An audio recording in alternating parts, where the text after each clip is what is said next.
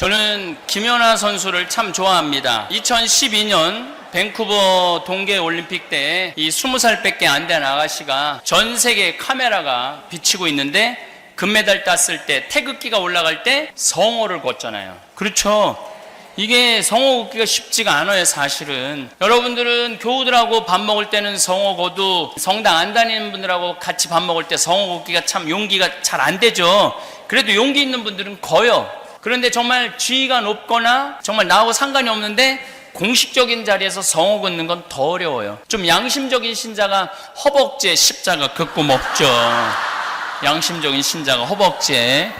근데 이 아가씨는 전 세계 카메라가 비치는데 묵주 반지 이렇게 하고 성호를 참 그 용기가 너무너무 대단해. 그 비하인드 스토리는 또 너무 재미있는데 지금 시간이 없어서 비하인드 스토리 제가 그 아버지하고 너무너무 잘 알아요. 아버지하고 너무너무 잘 아는데 만나서 신앙을 갖게 된 계기를 들어보니까 오로지 하느님밖에 믿을 분이 없다고 그래서 세례를 받았대요. 그래서 어쨌거나 또 제가 아주 좋아하는 스타가 있는데 어제도 잠깐 얘기했지만은 우리 김태희 B 둘에 내가 혼배를 해줬어요.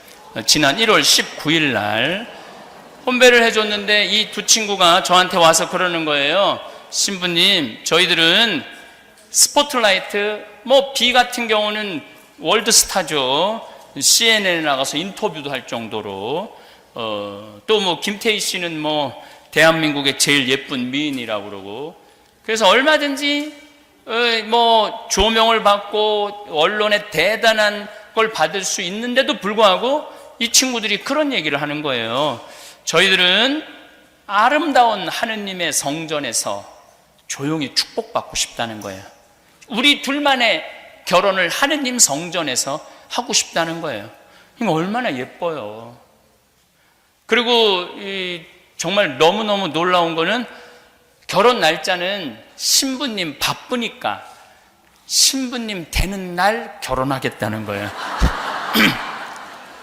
그래갖고 내가 그 주간에 수녀원 피정지도가 일주일 있었는데 수녀님들한테 양해를 구하고 목요일 날 오후 아침 9시 2시간인데 9시 밤 8시에 갖고 낮 시간으로 가서 혼배를 해주고 왔죠. 아주 둘이 손잡고 신앙생활도 너무너무 예쁘게 하고 딱 임신을 했는데 어제도 잠깐 말씀드렸지만 임신한 기념으로 저한테 2천만 원을 보내면서 신부님 어린아이 중에 꼭 치료가 필요한 아이들 꼭 수술해달라고 그래서 몽고 아이, 아프리카 케냐 아이 제가 이렇게 둘을 수술을 해줬어요. 얼마나 마음이 이뻐요. 자기의 소중한 아이만 소중한 게 아니고 또 다른 고통이 있는 사람들하고 함께 나누고자 하는. 내가 왜 좋아하겠어요? 김연아 선수 성호 긋고 그니까 좋아하죠. 달래 좋아하겠어요? 우리 베르다는 하느님 성전에서 축복받고 싶다고 호텔 2억 3억 들였는데 거기는 80만 원 들어갔어요. 왜냐하면 어떤 치장도 안 했거든. 가요동 성당에서. 꽃꽂이도 협천사에서 해준다는 거 우리 그런 거 그 조용한 성당에서 불난 정신사납게 안 하겠다고. 그래서 제대 꽃꽂이 회원이 하는 대로 했어요. 꽃꽂이도 정말로 이렇게 겉에서 보는 거랑 그 얼마나 순박하고 순수하고 깨끗한지 몰라요. 여러 가지 여담이 참 재미난 일이 많은데 제가 그 집에 가면 커피 이렇게 자기가 내리는 그걸 드립을 배웠다고 이렇게 하면 이렇게 잘 내리는지 못해갖고 이렇게 맛이 이상하면 우리 비가 먼저 먹어봐요. 그래갖고 쓰다 그러면 다시 가서 내려갖고 다시 주고 음식도 손수해서 이렇게 대접해주고 참 그런 존중이 있는 것 같아요. 그리고 내가 정말 좋아하는 스타가 한 명이 있는데 그건 누구냐? 이보미라는 선수예요. 이 선수는 골프 선수예요. 골프 선수인데 이 선수는 일본에서 활약하는 선수예요. 2015년, 2016년 2년 연속 올해 선수상, 올해 상금왕 탄 선수예요. 일본에서 2년 연속 한 게 처음이래요. 29살인데 이 선수는 우승할 때마다 성호를 얼마나 정성스럽게 긋는지 몰라요. 내가 왜 좋아하겠어요? 성호 그니까 좋아하지. 좋아하는 이유가 달래 있겠어요? 얼마나 정성스럽게 긋는지 몰라요. 얼굴도 오늘 가서 한번 검색해 보세요. 얼굴도 겁나 예쁘게 생겼어요. 얼굴도. 그런데 만날 길이 있어야지. 한국에서 다른 사람들은 뭐 나를 먼저 찾아오지만은 이보미 선수는 뭐 한국에 있는 선수도 아니고, 근데 그냥 성호 걷는 게 너무 이쁜 거예요. 한번 보고 싶은데 볼 길이 있어야지. 내가 방법은 유일하게 하나 있어요. 텔레비에다 대고 이렇게 항상 소리 질렀어요. 하느님, 저 이보미 선수 한 번만 만나게 해주세요. 그 내 유일한 방법이야. 그런데 이번 2월 달에 이보미 선수 엄마하고 밥을 먹을 기회가 있었어요. 신부님, 우리 글라라인데, 우리 글라라가 사실 그렇게 일본에서 2년 동안 100억을 벌었대요. 인기가 아이돌 스타보다도 훨씬 좋대요. 그렇게 잘하는 거는 난 내 강의 때 핸드폰 울려도 한 번도 신경질을 부린 적이 없어. 우리 글라라가 그렇게 하는 거는 이상한 대로 치고 이상한 대로 가도, 연장전에 가도 승리하는 거는 참 겸손하죠. 보미가 잘해서가 그러는 게 아니라 하느님이 도와서 그렇다고. 나는 자기 딸을 딱 가졌을 때 스스로 성당에 나갔대요. 누가 선교도 안 했는데 왠지 성당에 나가고 싶더래요. 그래서 로사로 세례를 받고 보미는 글라라로 세례를 주고, 이 딸을 키우면서 평생 기도로 키웠대요. 참 그게 참 그러니까 세계적인 스타가 되려면은 부모가 남달라야 돼. 기도로 키웠다는 거, 기도로. 그리고 15기도를 손에서 놓친 적이 없대. 15기도 아시는 분들은 알 거예요. 1년 동안 하루도 안 빼놓고 기도하는 게 있어요. 근데 기도 시간은 40분 정도 돼. 책이 두꺼워갖고 책 없으면 또 못해. 내가 그거 240일 하다가 내 던진 사람이에요. 다시는 내가 기도하지 않는다고. 다시는 이런 기도. 근데 딸이 이 시합에 들어가면 100단 한대요, 묵주기도를. 그래서 우리 딸이 잘하는 것도 잘하는 거지만은 하느님이 도와서 그렇다고. 나는 하느님한테 너무너무 감사하다고. 그래서 그 엄마도 어려운 사람들 참 많이 나눠주더라고요. 이번에도 제가 12명 수술한다는 거 듣고 글라라가 저를 찾아왔어요. 신부님, 이거 많지는 않지만 하겠다고. 그래서 너무너무 고맙더라고요. 어쨌거나 하여튼 저는 그 얘기를 참 들으면서 정말 기도로 키운다라는 게 바로, 그래서 제가 얘기하잖아요. 뱃속에서부터 모태신앙인 아이하고 이게 그냥 중간에 세례받은 아이하고 다른 게 많아요. 그 신앙을 전해준다는 게 무서운 거예요.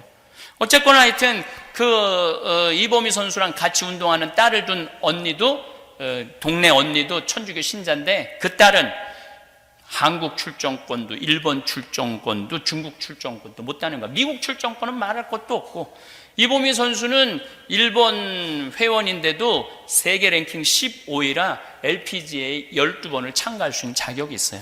그리고 메이저는 다 나올 수 있는 자격이 있어요. 그럼 굉장히, 근데 얘는 아무 데도 안 되는 거야. 그러니까 그 로사 씨가 그 언니한테 그랬대. 언니 기도하라고. 이게 노력만으로 되는 게 아니라고. 하느님의 도움이 있어야 된다고. 그래갖고 그 엄마가 1년 동안 했대요. 1년 동안 열심히 기도했는데 중국 출정권도, 일본 출정권도, 한국 출정권도 못 딴 거야. 그래갖고 따진 거지, 와서. 기도하면 된다고 그러더니, 왜 내 딸은 하나도 못 따냐? 네가 기도하면 된다며? 그랬더니 이 이보미 선수 엄마가 이렇게 얘기했대. 언니, 기도에도 포인트 적립이 있는 거야. 언니는 아직 포인트가 다 안 찬 거야. 1년 더 해봐. 그래갖고 그 언니가 1년 동안 더 포인트 적립하느냐고 기도를 했대요. 그래서 올해 중국 출정권을 땄대요. 저는 그 얘기를 듣고 참 많은 생각이 들었어요. 기도에도 포인트 적립이 있는 거구나. 혹시 여러분들 가운데 아직 내 기도에 청이 안 들어졌다면 아직도 포인트 적립이 다 안 된 거예요. 내가 여기 미국에 이제 강의 올 때 12시간, 13시간 타고 오잖아요.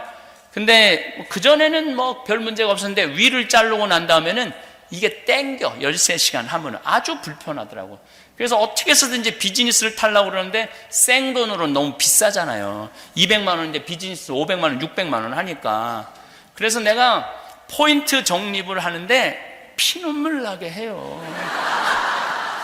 카드 3개 만들어 갖고 우리 생태마을에서 물건 사는 것도 다 법인카드 포인트 적립하는 거 대한항공, 아시아나 해갖고 얼마나 모아서 한번 비즈니스 타는 거예요.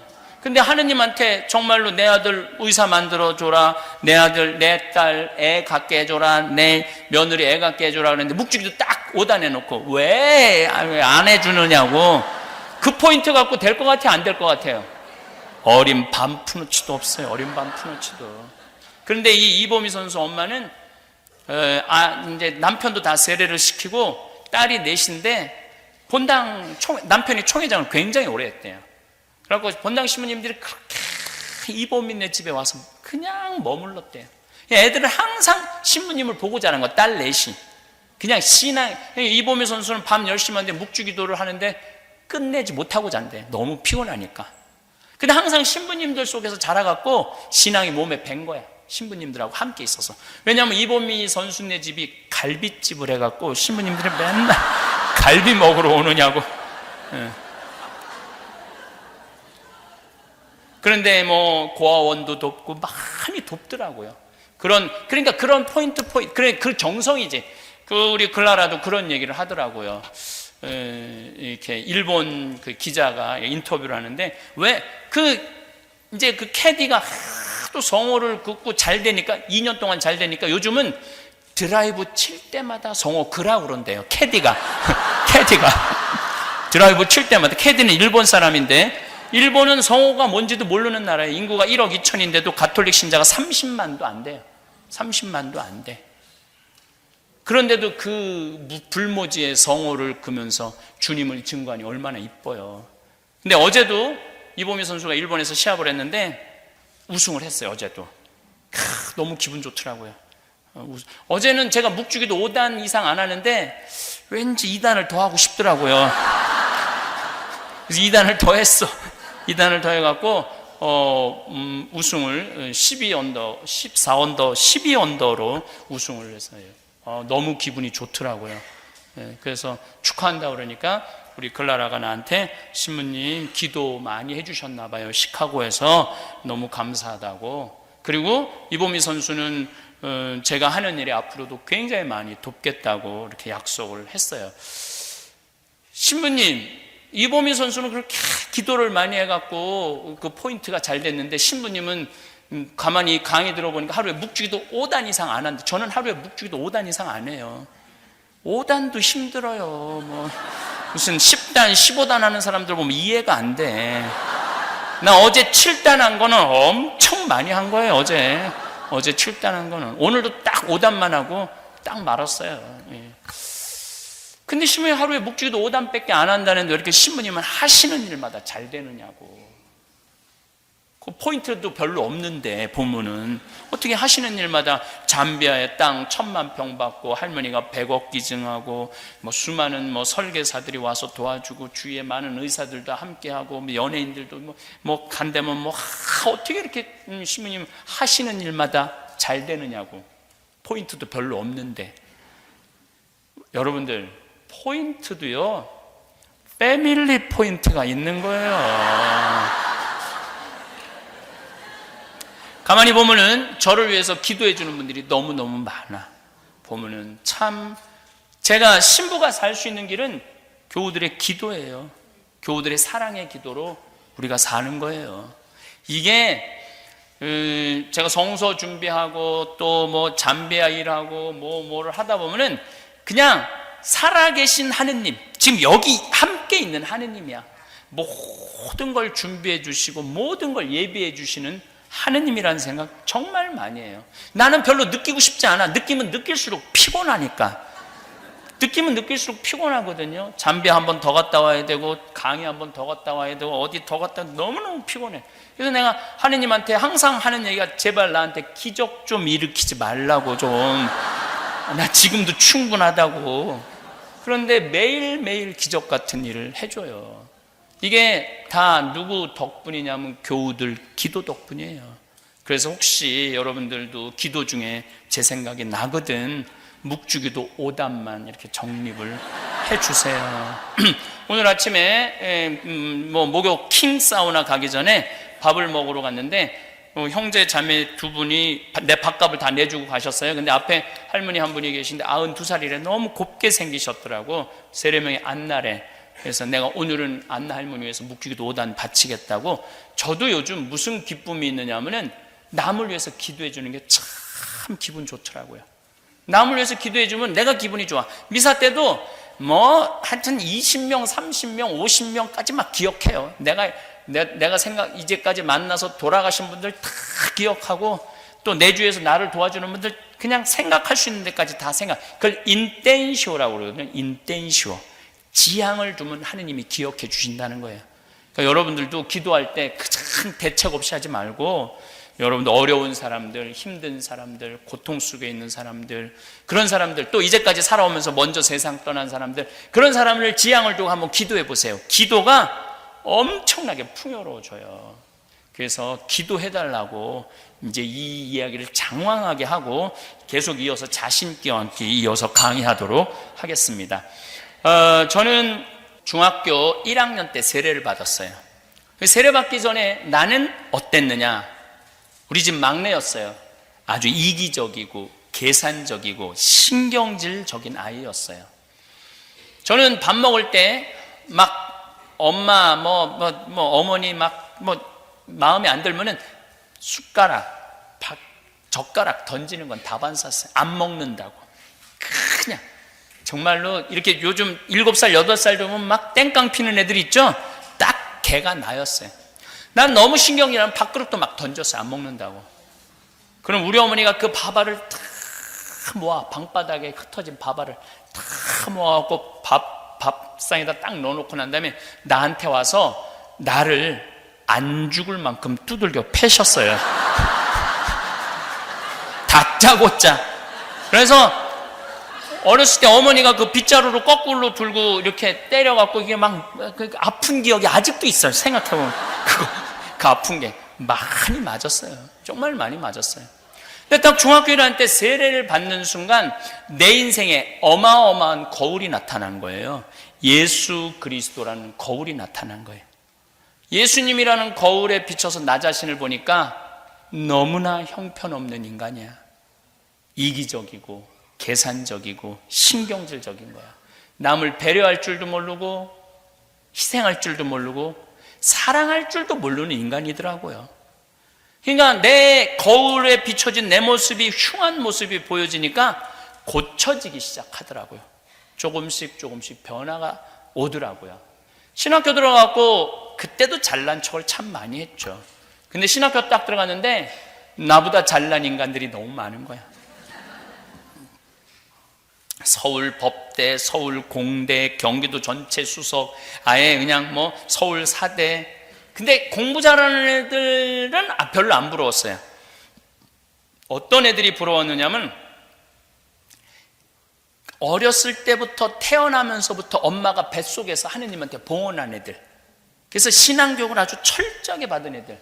걔네들은 신학교에서 묵주기도를 해도 벌써 질이 달라. 나하고 하는 묵주기도하고 질이 달라. 나는 그냥 중학교 1학년 때 세례받아갖고 20살, 겨우 5년 만에 신학교 들어갔는데 걔는 20년 만에 신학교 들어간 애들 아니야. 준비가 그렇게 된 애들.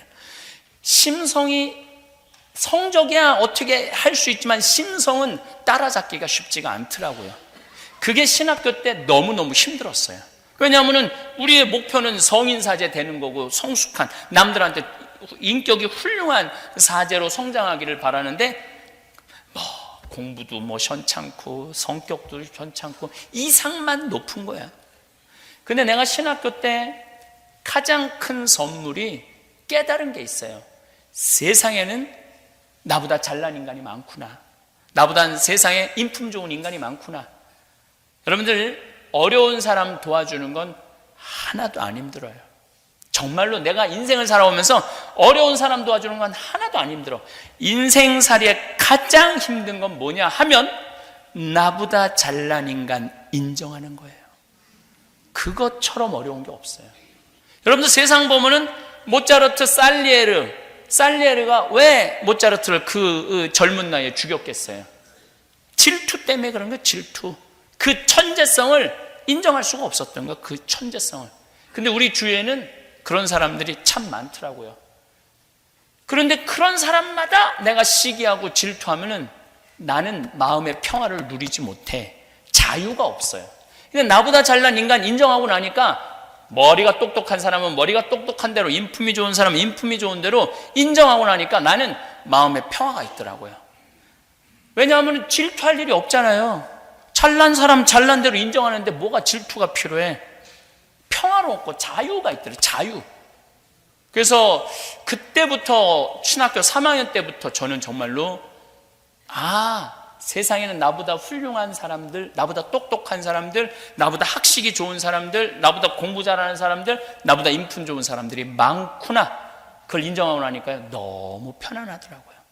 그래서 저도 아버지를 많이 닮아서 남욕을 거의 안 해요.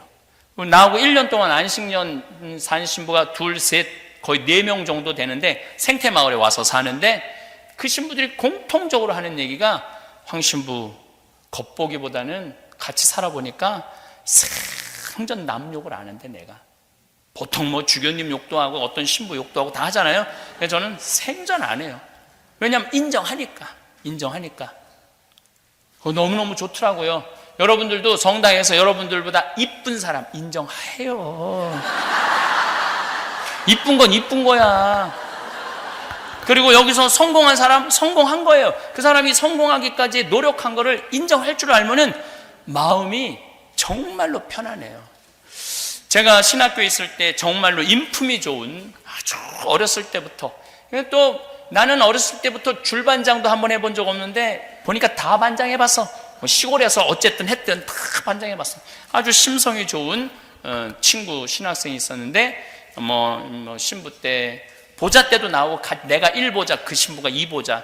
근데 그때 그 성당 생긴 이래 가장 신자가 16,000명이었어요. 그 성당은 신자가 16,000명인데 무슨 교육을 받으면은 기본으로 1,500명이 왔어요. 1,500명이. 그러니까 그 전에는 헌금이 17억인가 했는데 우리 셋이 본당 신부님이랑 그 신부하고 나하고 이렇게 했을 때 27억이 들어왔어요.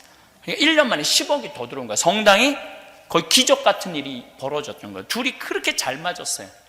그 신부가. 근데 하루는 내가 아마 한 4년 전에 성령대회 여기 나올 때 전화가 왔어요. 새벽에 비행기 타러 나오는데, 황 신부, 나 누구야? 나 누군데 교황청에서 지금 막 전화가 왔다는 거야. 새벽에. 교황청에서 왜 전화가 왔어? 그랬더니 나보러 주교하래. 너 어떻게 생각해? 딱 그러더라고 나한테. 제일 먼저 나한테 전화를 한 거야. 그날 오후에 교구청 장관들, 주교님들도 모르더라고요. 그 주교로 선임된 거를. 근데 내가 그랬어요. 나는 네가 정말로 우리 교구에 필요한 주교라고 생각해. 꼭 수락했으면 좋겠어. 우리 교구에 신부가 500명이거든요. 500명이 좀 넘는데 정말로 아픈 신부들을 어루만져줄 목자 같은, 정말 목자는 난 너라고 생각해. 절대 딴 생각하지 말고 꼭 받아들여. 그리고 내가 미국으로 나왔어요. 근데 내가 평상시에도 그 신부를 어떤 마음이었냐면 인품이 너무 좋다. 그리고 막 신학교 교수할 때도 막 가난한 학생들 컴퓨터 사주고 학비 대주고 다 하더라고요. 물론 이제 나한테 전화했고 돈 보내라고 내가 다 보내서 내가 다 알죠.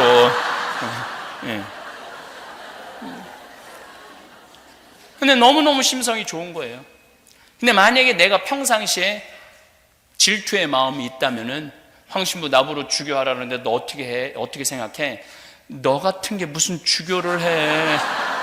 하려면 내가 해야지. 그랬다면 나는 평화롭지 못한 사제, 기쁨이 없는 사제였을 거예요. 근데 이제 주교된 지 4년인가 이제 5년이 됐어요. 어젠가도 자는데 전화가 왔더라고요. 그 주교님이, 황 신부 지금 어디야? 그래서 나 지금 시카고야. 언제 들어와? 9월 달에 들어가. 왜 이렇게 오래 돌아다녀? 빨리 한국에 들어오지. 왜 전화했어? 그랬더니 어디 있는지 체크해 보려고 전화했지. 제가 1년에 한 번 교구청 무슨 서품식이나 성유 축성 미사에 가면은 주교님 복장을 입고 나오면은 기분이 너무 좋아요. 친구니까. 내가 인정하고 축복해주는 친구니까. 근데 우리 인간은 내가 그런 경우를 많이 당해요.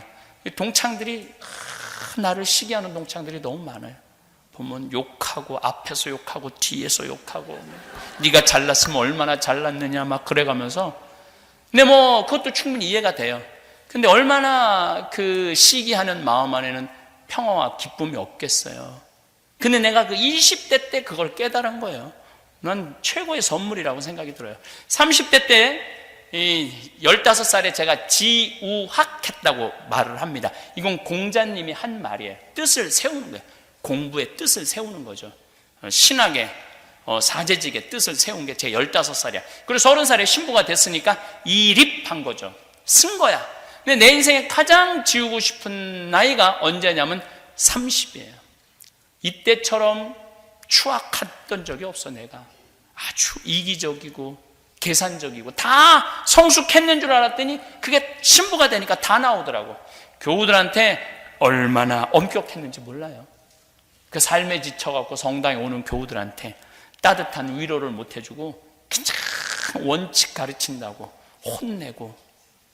그러면 성체형할 때도 교육을 일례로, 어제 휴대폰도 그랬지만 성체형할 때도 오른손이 위에 올라가고 왼손이 밑에 오면 안 돼요. 왼손이 위에 올라가고 오른손이 밑에 와야 돼요. 그래갖고 어떤 손으로 예수님을 영해야 되냐면 오른손으로 영해야 돼요. 항상 이 유대인의 전례는 성전으로 들어가는 문도 두 문이야. 항상 문이 두 개야. 오른쪽으로 들어가서 왼쪽으로 나와요. 그러니까 오른손으로 영해야 돼. 거룩한 손이니까. 근데 만약에 우리 교우들이 딱 오른손을 올리잖아요. 그럼 내가 손바닥을 딱 내리쳤어요. 손바닥을 딱 내리치면은 성당에 쫙 소리가 나잖아요. 그럼 저 뒤에서 나오는 교우들이 어떻게 하느냐 하면 계속 이러면서 나와요.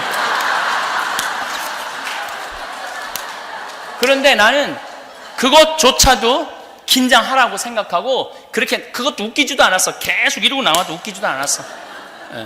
그렇게 내가 무서웠어요. 30대 때. 그리고 얼마나 냉정하고 고지 않은 척, 잘난 척, 가진 척, 이거 정말 많아 했어요. 그래서 내가 삼척 출신이라고 해서 삼척 출신. 근데 40대가 되고 보니까 이게 안 돌아가는 분이 있는 거야. 손목 관절염이 있어갖고.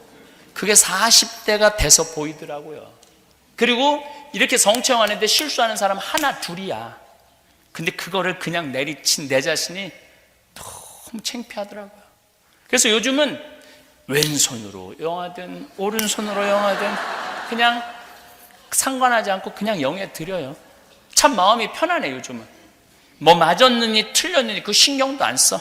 어떤 경우들은 막 헷갈리니까 이렇게 나오는 경우들도 있어요. 네가 알아서 주어라 이거야. 네가 알아서. 그럼 내가 어떻게 하냐면 정가운데다 그냥 영해줘. 정가운데다. 근데 30대 때는 그 여유가 생기지 않더라고요. 30대 때는.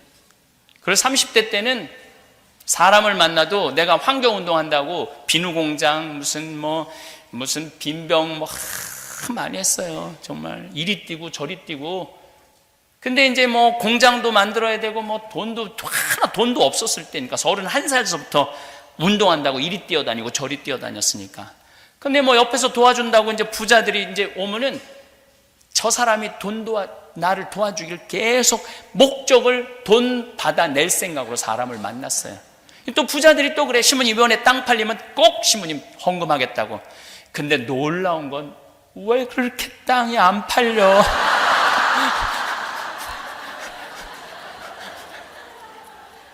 한 번도 성공을 했던 적이 없어요. 땅 팔아갖고 봉헌하겠다는 사람을 한 번도 성공한 적이 없어요. 30대 때. 제가 3,000원, 5,000원 내는 분들이 소중한지 40대 가서 알았어요. 40대 가서. 교회는 큰 부자가 큰 돈을 내서 이루어지는 게 아니고 30대 3,000원, 5,000원, 10,000원 봉헌하는 분들 때문에 성당은 유지되는 거구나. 그래서 40대 이후부터는 내 주위에 뭐 500억, 1000억, 심지어는 1조 재산을 가지고 있는 사람이 와도 아는 척도 안 했지만은 도와달라고도 말 안 해요. 그게 남의 재물 탐내는 거더라고. 도와줄 마음이 있어야지 도와주는 거 아니야. 내가 그분 그 돈 버는데 내가 무슨 짓을 했다고, 뭘 도와줬다고 500만 원, 1000만 원, 1억을 바래. 그게 도둑질이더라고요. 남의 재물을 탐내지 말아라가 그때 이해가 된 거예요. 근데 30대 때는 안 그랬어요. 그래서 내 주위에 요즘 돈 많은 사람들 단 한 번도 도와달라고 말한 적 없어요. 단 한 번도. 앞으로도 그럴 거예요. 앞으로도 아무리 돈 많은 사람이 옆에 와도 나는 도와달라고 말 안 해요. 본인이 하는 거지. 내가 도와달란다고 돈 그렇게 30대 때는 근데 그게 정당한 줄 알았어요. 정당한 줄 알았어요. 예수님이 40대 돼서 너희는 거저받았으니 거저 주어라. 내가 도움을 받는 사람이 아니라 내가 도와주는 사람이 돼야 되겠다라는 생각을 40대 때 했어요. 일이 쓰기는 했지만 성숙하지 못했던 거죠. 제가 이제 40이 돼서 부록의 나이가 돼서 부록의 나이가 되면서 제 인생은 극적인 변화를 갖고 와요. 우선 욕심이 없어져요. 뭐 일을 많이 하고 싶은 욕심, 뭐 출세하고 싶은 욕심, 유명해지고 싶은 욕심, 이런 욕심이 정말로 많이 없어졌어요. 그러니까 편안한 거예요. 뭐든지. 그리고 제가 우리 생태마을이 청국장 하면서 세금을 내는데 우리는 한 푼도 안 떼고 다 내요. 작년에 낸 세금이 2억이야. 올해 3억을 내요. 3억.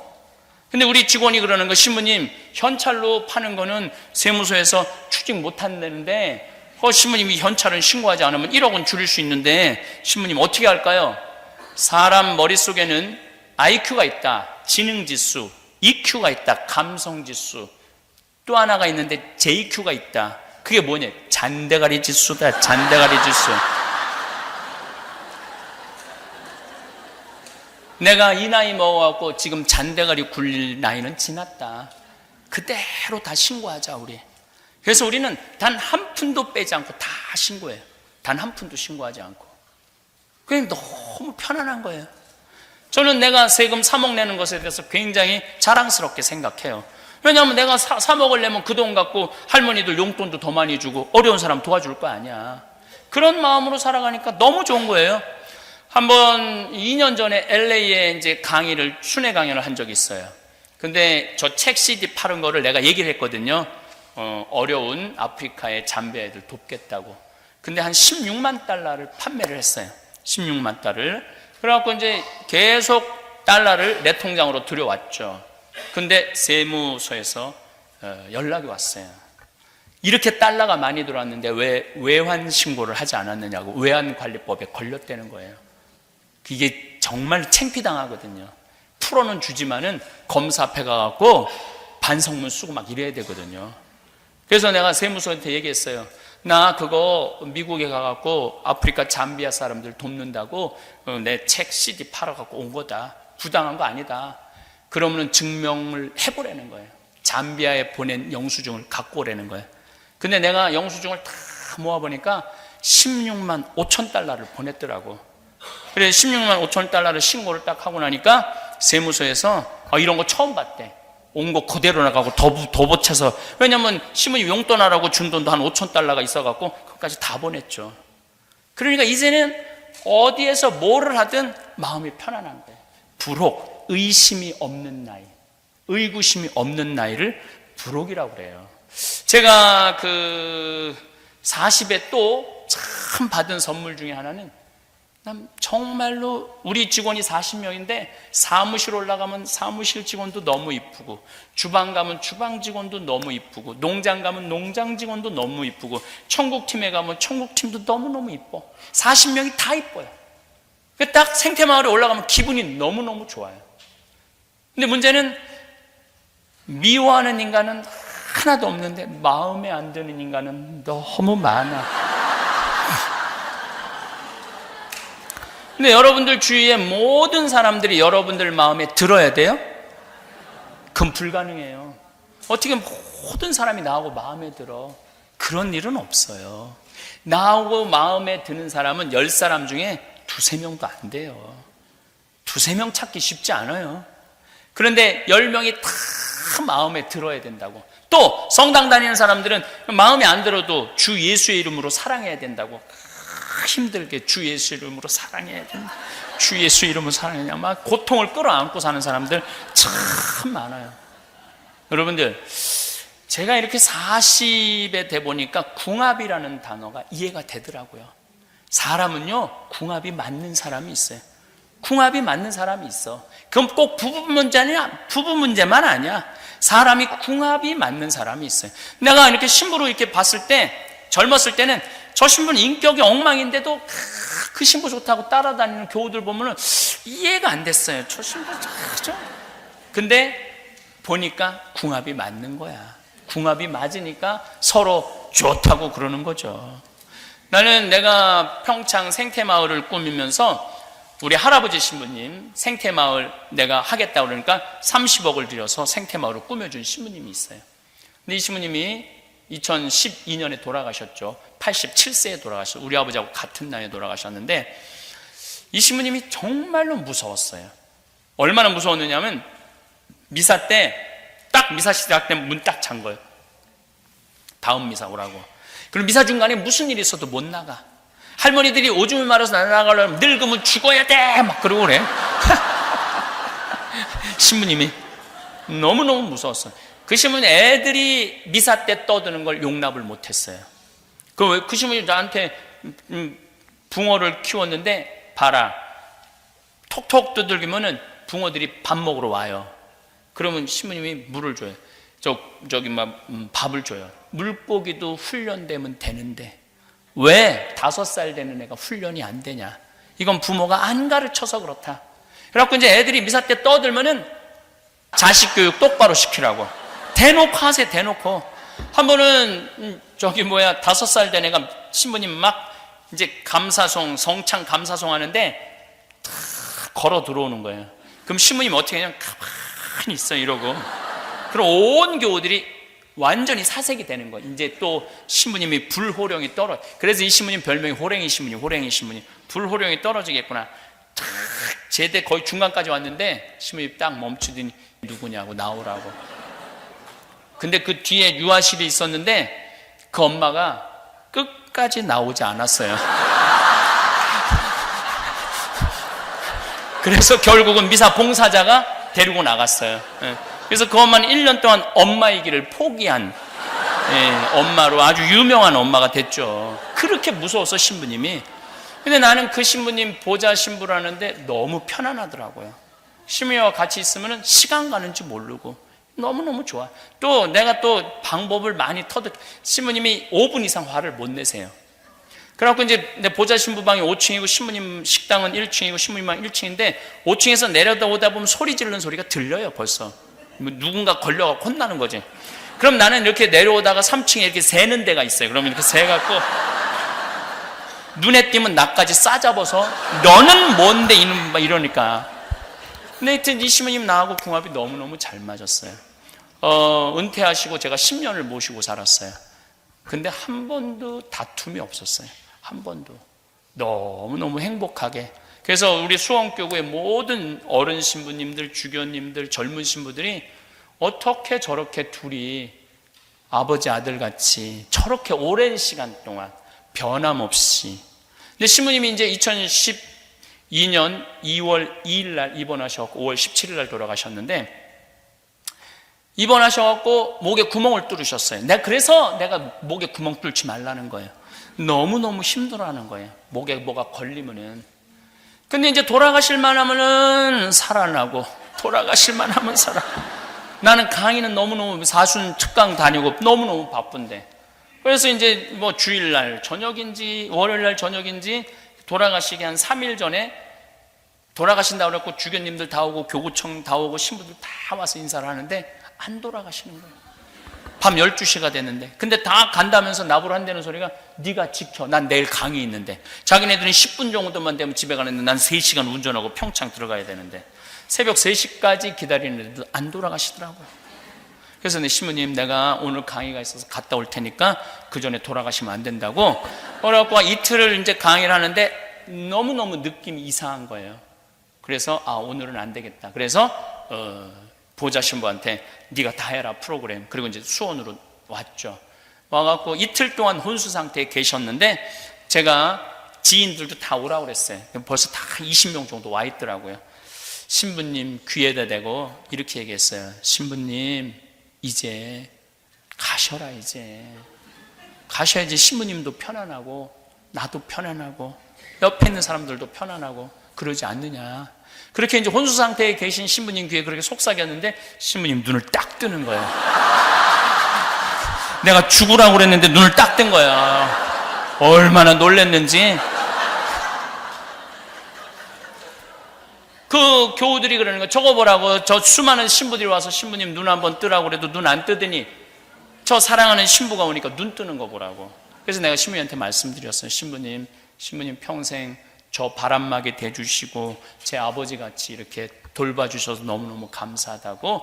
이제 하느님 품으로 가실 때 됐다고. 이제 여기 다 눈 마주치고 다 바라고. 평생 신부님 따라다니던 지인들 아니냐고. 다 눈을 마주치시더라고. 내가 손을 꼭 잡고 신부님 이제 편안하게 가시라고. 근데 딱 눈을 감으시는 거예요. 그러니까 마지막까지 내 품에서 돌아가신 거예요. 궁합이 기가 막히게 맞은 사이죠. 그렇게 궁합 맞기가 쉽지가 않거든요. 그러니까 인생에 많은 사람들이 그렇게 궁합에 맞는 게 아니에요. 그러니까 여러분들 굳이 궁합 안 맞는 사람 주 예수의 이름으로 사랑한다고 들이대지 마세요. 안 맞으면 안 맞는 거야. 주 예수님 이름까지 들먹일 필요 없어. 그냥 간단한 인사만 하고 정말 마음에 드는 사람, 정말 나하고 맞는 사람하고 사랑 쌓기도 바쁜 세상이에요. 굳이 안 맞는 사람 그냥 갈등 일으켜가면서 그냥 마음의 상처 줘가면서 받아가면서 그러실 필요가 없어요. 제가 이제 나이가 이제 50이 됐어요. 이제 지천명의 나이야. 하늘의 뜻을 아는 나이에요. 요즘 제가 이제 다음 시간에 아주 드라마틱한 화면을 보여드리면서 말씀을 드리겠지만은 하느님께서 나를 왜 사제로 부르셨고 왜 아프리카로 보내셨고 그걸 알 것 같더라고요. 그리고 요즘은 내가 막 일을 추진하다가도 일이 안 되잖아요. 그럼 내가 딱 이렇게 말해요. 당신이 원하는 게 아닌가 보네. 그러나 딱 덮어요. 아니 구원도 하느님이 더 급하지 내가 급해? 여러분들 주위에 혹시 성당 안 나가는 사람 걱정하지 마세요. 하느님이 더 급하겠지. 여러분들이 더 급하겠어요? 하느님이 알아서 하시겠지. 제가 성서 강의하면서 많은 의문점이 있어요. 우리 가톨릭이 지금 13억이고 이슬람이 17억이에요. 17억. 물론 그리스도교 통틀어서는 25억이지만은 그리고 유대인들은 정작 예수님을 믿지 않아요. 나한테 들이대는 거예요. 신부님, 예수님이 진짜 하느님이라면은 왜 유대인들 정작 예수님을 믿지 않느냐고. 그리고 지금 이슬람은 왜 17억이냐고. 신부님 설명해 보라고 나한테 그래요. 그럼 난 딱 이렇게 말해요. 나도 몰라. 그걸 내가 어떻게 다 알아야 돼. 난 그냥 예수님이 너무 좋고 예수님 사랑하고 예수님의 사제야. 그런 것까지 내가 알 수 없는 것까지 나 설명할 능력 없어. 나도 몰라. 당신이 알아서 물어봐. 그리고 인터넷에 또 이런, 내가 신앙생활을 해보니까 공부를 해보니, 과학을 공부해보니까 하느님이 없는 것 같고, 어쩌고저쩌고 막 그래. 신부 이런 사람 어떻게 해? 나도 몰라. 자기 인생 자기가 알아서 하는 거지. 내가 그 인생까지 걱정해야 돼? 그리고 하느님이 알아서 하시겠지. 나중에 알아서 계산하시겠지. 마음이 참 편안해졌어요. 한 번은 내가 간호대학 짓는다고 나는 2억을 내놓을 테니까 1,000만 원씩 30명만 나한테 좀 보내달라고 내가 한국에서 평화방송에 강의를 했어요. 2월 달에 강의했는데 4월 마지막 주에 우리 국장한테 물어봤어요. 돈 얼마 들어왔냐? 근데 2억 8천이 들어왔다는 거. 2억 8천. 그냥 난 모금을 안 다녀요. 나는 하느님이 필요하면 보내주겠지. 안 보내면 나도 안 할 건데 급한 건 하느님이지 내가 급한 게 아니거든. 그 2억 8천이 2달 만에 2억 8천 들으면 대단한 일이잖아요.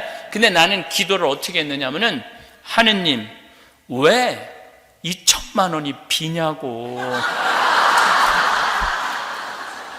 아니 내가 2억 내놨으면 당신 3억 내놔야 될 거 아니냐고, 왜 2천만 원이 비느냐고. 오후 3시에 그렇게 기도하고 4시 강에 교우들한테 얘기를 했어요. 나 오늘 이렇게 기도했다. 근데 저녁 8시에 할머니 한 분이 전화를 했어. 그것도 개신교 다니는 할머니가. 개신교 다니는 할머니가 전화를 했는데, 신부님, 기도 중에 하나님께서 황창현 신부님 돈 필요하다고 2천만 원 보내라고 그래서 보냈다는 거예요. 이게 웃을 일이 아니라 무서운 일이에요. 얼마나 내가 무서웠는지 몰라요. 내가 반장난식으로 하느님 왜 2천만 원이 비느냐고 그랬는데 그날 저녁에 2천만 원을 보내준 거예요. 얼마나. 그래서 하느님의 섭리라는 게 우리가 믿어야 돼. 저는 잠비아 일을 하면서도 막히는 일들이 너무 많아요. 근데 내가 하느님한테 이렇게 기도해. 나는 심부름은 내가 정말로 열심히 할 자신이 있다. 내 목숨을 걸어서도 할 수 있다. 그렇지만 안 되는 부분은 당신이 알아서 해라. 내가 안 되는 부분은 당신이 알아서 해야지. 내가 그것까지 억지로 하냐. 그러니까 순리에 따르게 되더라고요. 억지로 하는 게 하나도 없어. 그래서 뭐 귀양 막 말 나온 김에 한마디 하면, 내가 여주에 16만 평 제2생, 저기 그걸 써놨더라고. 그 제2생태 마을 저 기금 아니에요. 저거 팔아갖고 잠비아로 나가지. 수원 교구 돈 많은데 뭐하러 힘들게 청국장 팔아갖고 수원 교구 내려놔. 아프리카에 내려놔야지. 제2생태 마을을 내가 허가를 다 받아놨어. 불가능한 허가를. 근데 딱 교구청에서 연락이 와서 손 띄라고. 근데 내가 어떻게 말했느냐면 띄겠다고. 보통 신부들 같으면은 5년 동안 했는데 일이 나하고 말 한마디 없이 손 이렇게 띄라고 말할 수 있느냐 어쩌고 저쩌고 그러는데, 그것도 내가 보기엔 다 성숙하지 못한 사람들의 행동이에요. 나는 신부고 교구청의 명령에 따라서 하는 신부인데 띄라고 그러면 껴야지. 아주 간단한 거예요. 근데 막 내가 하면 안 된다고 막 불때가 지랄하던 신부들이 너무 당황한 거야. 내가 싸울 줄 알았더니 바로 손 띄니까, 아니 저건 아닌데 싸워야 되는데. 저는 지금도 생태마을에서 본당 신부로 발령 나도 난 나갈 수 있어요. 아프리카에서 저렇게 추진하다 했는데 교구에서 하지 말라 그러면 난 안 할 수 있어요. 왜냐하면은 나머지는 하느님이 알아서 하겠지. 나는 본당 가서 행복하게 살면 되지. 손해는 누가 나? 하느님이 나겠지. 내가 나는 게 아니지. 신학교 내가 짓겠다고 내가 한 것도 아니고 당신이 계획한 건데. 50이 돼서 하늘의 뜻을 아니까 마음이 참 편안하더라고요. 억지로 할 것도 없고 포기도 쉽더라고. 60, 이 시간이 없으니까 이제 이순 얘기를 할게. 60, 난 아직 60은 안 됐어요. 이순이 되면 귀가 편안한 나이야. 그리고 이해 못하는 게 없어야 되는 나이야. 60이 되면 모르는 게 없는 나이가 60이에요. 근데 60 된 분들이 난 정말 이해가 안 되네, 처음 듣는 얘기네, 이러면 나이를 헛먹은 거예요. 공부를 안 하는 거예요. 공부를 안 하는 거예요. 60이 돼갖고 남의 말에 귀를 기울일 줄 모른다면은 나이를 헛먹는 거예요. 그래서 60이 되면은요, 다 남의 말에 귀 기울일 줄 알고 끝까지 들어줄 줄도 알고, 뭐 이 말 저 말 할 거 없이 내가 너무 멋있는 60을 하나 만났어요. 직접 만난 적은 없는데 내 후배 신부 중에 하나가 5년 정도 후배 신부가, 그것도 5년 전에 여자 때문에 옷 벗은 것도 아니고 돈 때문에 옷 벗은 것도 아니야. 이게 굉장히 상징적인 신부예요. 기쁘지 않았대요. 미사를 드리는데 기쁘지 않았대요. 강론을 하는데 기쁘지 않았대요. 기쁘지 않은데 여기서 드리는 건, 이건 교우들을 기만하는 거고 하느님을 기만하는 거라고. 그래서 난 더 이상 사제의 자격이 없다고 옷을 벗었어. 너무너무 아깝더라고. 내가 평상시에 아끼던 신부인데 기쁘지 않은 순간이 오죠. 정말로 하기 싫을 때가 와요, 신부들한테.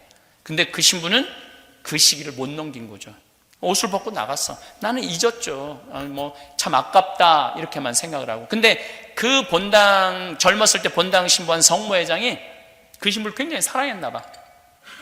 근데 딸이 하나 있었는데 37, 8, 그 신부 45. 그 딸한테 그랬대요. 너 시집도 안 갈 거면은 그 신부님이 혼자 사는데 힘들 거다. 세상살이 혼자 밥하고 빨래하고 힘들다. 너 시집 안 갈 거면 그 신부님한테 시집 가라. 그래서 어려운 신부님 하나 정말로 의지가지 좀 도와드려라. 어떻게 생각하냐? 나 그 신부님하고 결혼하는 거 그렇게 나쁘진 않아. 엄마가 허락한다면, 아빠가 허락한다면. 남편을 또 설득을 한 거야. 남편을 설득해갖고, 여보, 당신 그 본당 신부님 있을 때 저런 사이 하나 봤으면 좋겠다고 안 그랬어?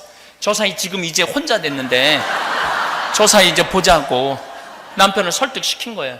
그래갖고, 그 다음에 신부님한테 찾아가서, 신부님, 내 딸 얼굴도 예쁘고, 돈도 벌고, 괜찮다. 그러니까, 신부님 혼자 외롭게 살지 말고, 내 딸이랑 결혼해라.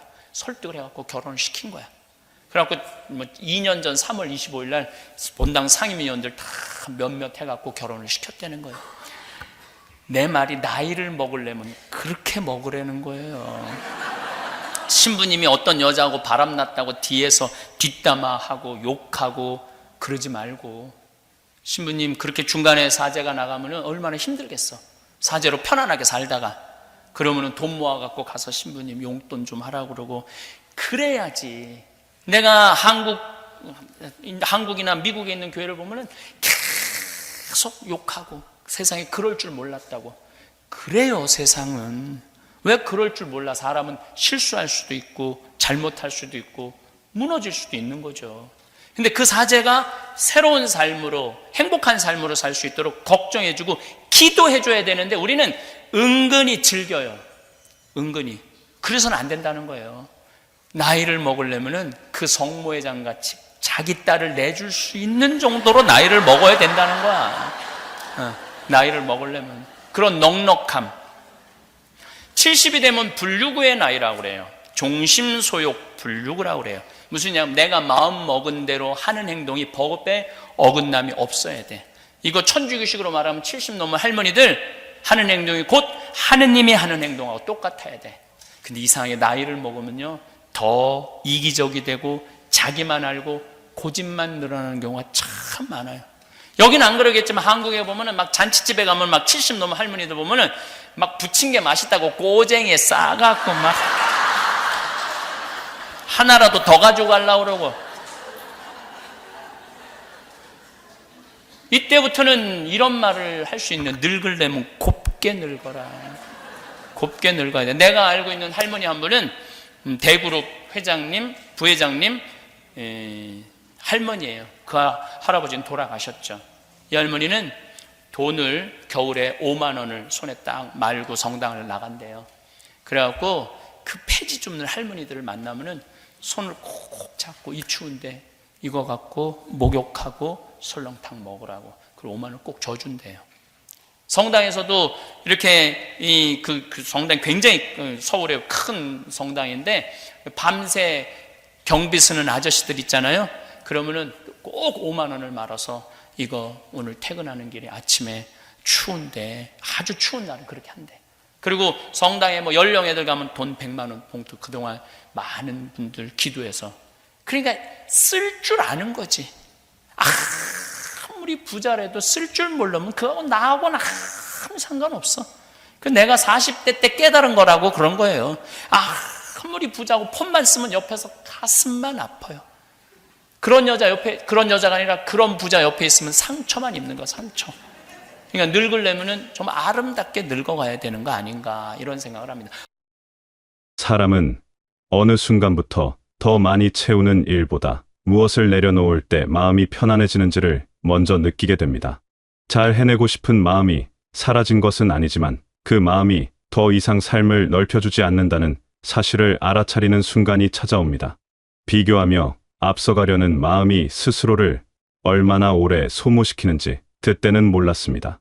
삶이 성숙해진다는 것은 결국 자기 자신에 대한 정직함을 회복하는 과정입니다.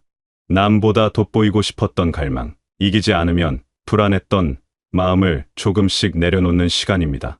무언가를 이루어야 한다는 강박이 사라지면 비로소 지금 이 순간이 얼마나 소중한지 보이기 시작합니다. 내일을 위해 오늘을 희생하던 습관에서 벗어나 오늘 하루를 온전히 살아내는 것만으로도 충분하다는 것을 깨닫게 됩니다. 목표를 향해 달려가는 것도 의미 있지만 그 과정에서 놓쳤던 작은 행복들이 사실은 더 큰 의미였다는 것을 뒤늦게 알게 됩니다. 평생 무언가를 증명하려 애써왔다면 이제는 증명하지 않아도 되는 자유를 누릴 때입니다. 누군가에게 인정받기 위해 스스로를 밀어붙이던 시간들이 얼마나 고단했는지 이제야 고백할 수 있게 됩니다. 인정은 밖에서 오는 것이 아니라 내 안에서 시작된다는 진실을 받아들이게 됩니다. 스스로를 있는 그대로 받아들이는 순간 타인의 평가는 더 이상 삶을 흔들지 못합니다. 나보다 뛰어난 일을 시기하지 않고 있는 그대로 인정하게 될 때 마음은 비로소 타인의 시선에서 풀려납니다. 누군가의 성공을 보며 내 부족함을 떠올리기보다 그 사람이 걸어온 길을 존중할 수 있게 됩니다. 시샘과 질투는 결국 스스로를 갉아먹는 감정이라는 사실을 깨닫게 됩니다. 타인의 빛을 인정하는 순간 내 안의 빛도 함께 밝아집니다. 비교는 끝이 없는 싸움입니다. 한 사람을 넘어서면 또 다른 사람이 보이고 그 사람을 따라잡으면 또 다른 목표가 생깁니다. 그렇게 평생을 남과 비교하며 살다 보면 정작 나 자신이 원하는 것이 무엇인지조차 모르게 됩니다. 남의 기준으로 내 삶을 평가하는 습관을 멈추는 순간 진정한 자유가 시작됩니다. 내 삶의 속도, 내 삶의 방향, 내 삶의 의미를 스스로 정의할 수 있게 됩니다. 누군가는 빠르게 달리고 누군가는 천천히 걷습니다. 어떤 이는 높은 곳을 향하고 어떤 이는 평온한 길을 선택합니다. 그 모든 선택이 다 옳고 다 아름답습니다. 내 길이 남의 길보다 못하다고 생각할 이유가 없고 남의 길이 내 길보다 낫다고 부러워할 필요도 없습니다. 각자의 자리에서 최선을 다하는 것, 그것만으로도 충분히 가치 있는 삶입니다. 모든 사람과 잘 지내야 한다는 강박 역시 이 시기에 함께 내려놓게 됩니다.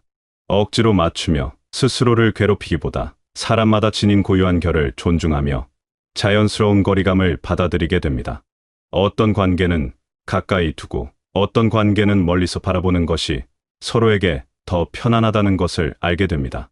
관계는 애써 붙잡는 것이 아니라 흐름에 맡길 때 가장 오래 남는다는 사실을 그제야 알게 됩니다. 사람과의 거리를 조절하는 일은 냉정함이 아니라 오히려 성숙함의 표현입니다.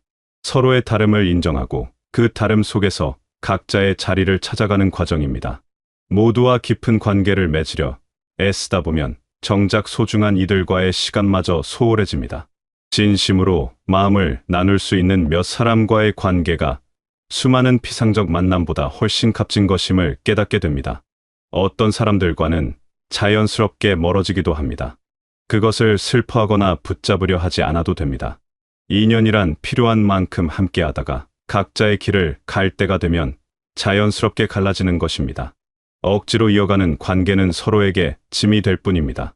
때로는 멀어짐이 서로를 위한 최선의 선택이 되기도 합니다. 헤어짐을 원망하지 않고 함께했던 시간에 감사할 수 있다면 그것이야말로 관계의 성숙한 마무리입니다.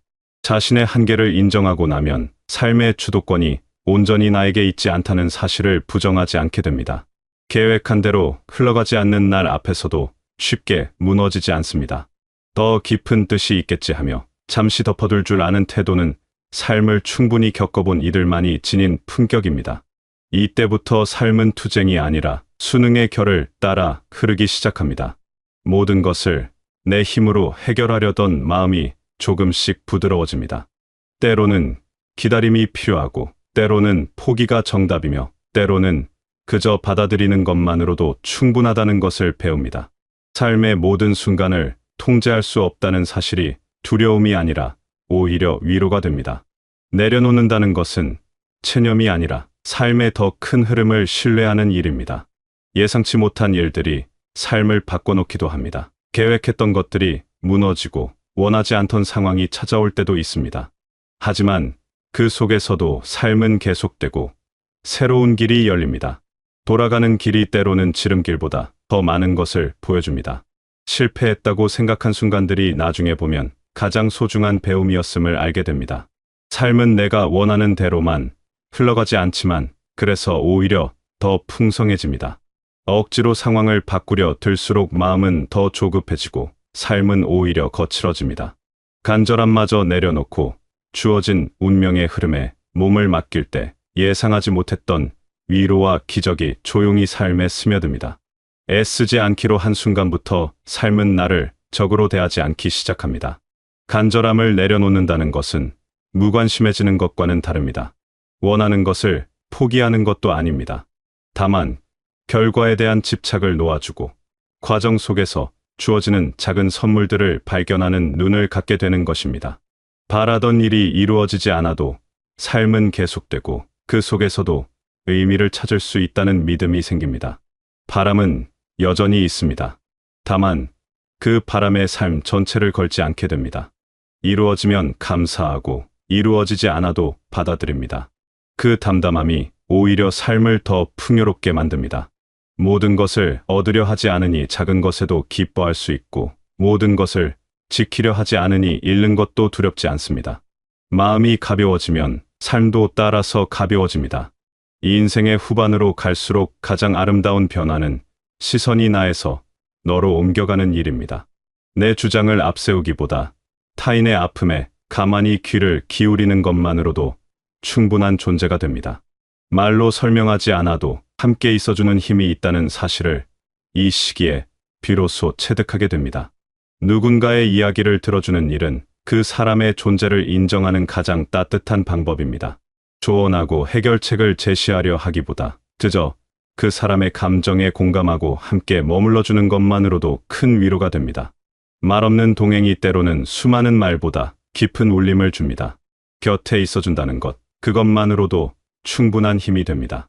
내 경험을 강요하지 않게 됩니다. 누구나 각자의 방식으로 삶을 배워가야 한다는 것을 알기 때문입니다. 내가 겪은 일이 누군가에게는 전혀 다른 의미일 수 있고 내게 효과적이었던 방법이 다른 이에게는 맞지 않을 수 있습니다. 조언보다는 공감을, 가르침보다는 이해를 먼저 건네게 됩니다. 각자의 길은 스스로 걸어가야 하고 그 과정을 존중하는 것이 진정한 사랑입니다. 손에 쥔 것을 더 단단히 움켜쥐지 않아도 삶이 무너지지 않는다는 확신이 생길 때 베풀문 의무가 아니라 자연스러움이 됩니다. 누군가의 무너짐 앞에서 손가락질보다 뒤도가 먼저 떠오르고 조언보다 침묵이 더 깊은 위로가 됩니다. 남의 실수를 판단하기보다 그 사람이 겪었을 고통을 먼저 헤아리게 됩니다. 가진 것을 나누는 일도 달라집니다. 무엇인가를 주었을 때 돌아올 것을 기대하지 않게 됩니다. 베풀음 자체가 기쁨이 되고 누군가에게 작은 도움이 될 수 있다는 사실만으로도 감사하게 됩니다. 내가 가진 것이 많지 않아도 나눌 수 있는 것은 언제나 있습니다. 따뜻한 말 한마디, 진심, 어린 미소, 귀 기울여 듣는 시간, 이 모든 것이 누군가에게는 큰 선물이 됩니다. 마음이 넉넉해지면 세상을 바라보는 눈도 달라집니다. 모든 것을 좋고 나쁨으로 재단하지 않게 됩니다. 사람들이 저마다의 사연을 안고 살아간다는 것을 알기에 쉽게 판단하지 않게 됩니다. 누군가의 행동이 이해되지 않을 때도 그 사람의 입장에서 생각해 보려 합니다. 세상에는 절대적인 옳고 그름보다 각자의 사정과 처지에 따른 선택들이 더 많습니다. 살면서 겪는 모든 일에는 이유가 있습니다. 당장은 이해되지 않아도 시간이 지나면 그 의미를 알게 되는 순간이 옵니다. 힘들었던 시간들이 나를 더 단단하게 만들었고 아팠던 경험들이 타인의 아픔을 이해하는 힘이 되었습니다. 후회되는 선택도 결국은 나를 지금의 자리로 이끈 과정이었습니다. 완벽한 삶은 없습니다. 다만 불완전함 속에서도 의미를 찾고 상처 속에서도 배움을 얻는 삶이 있을 뿐입니다. 그렇게 사람은 오래 사는 인생이 아니라 영혼이 곱게 익어가는 인생에 다다릅니다. 매일이 새로운 배움의 연속이고 작은 것에서 감사를 발견하는 시간이 됩니다. 완벽하지 않아도 괜찮고 느려도 괜찮으며 때로는 멈춰 서 있어도 괜찮다는 것을 알게 됩니다. 삶은 경주가 아니라 여정이고 그 여정 속의 모든 순간이 다 소중합니다. 삶은 결국 어떻게 살아왔느냐보다 어떤 마음으로 살아가느냐가 더 중요합니다. 성취와 성공으로 채워진 삶도 의미 있지만 타인에게 따뜻함을 전하고 세상에 작은 선한 영향력을 남기는 삶이 더 아름답습니다. 내가 떠난 자리에 온기가 남아있다면 그것이 바로 잘 살아온 증거입니다. 지금 이 순간도 충분히 의미 있습니다. 거창한 일을 해내지 않아도 누군가에게 특별한 사람이 되지 않아도 지금 여기에 존재하는 것만으로도 여러분은 소중합니다. 하루하루를 성실히 살아내고 작은 기쁨을 발견하며 주변 사람들에게 따뜻함을 전하는 것, 그것만으로도 충분히 의미 있는 삶입니다. 여러분의 삶이 애쓰지 않아도 충분히 귀한 것임을 기억하시길 바랍니다. 있는 그대로의 여러분으로 사랑받을 자격이 있고 지금 이 순간에도 누군가에게는 소중한 존재입니다. 비교하지 말고 조급해하지 말고 스스로에게 너그러운 마음으로 하루하루를 살아가시길 바랍니다. 그 속에서 진정한 평안과 기쁨을 발견하시길 바라겠습니다.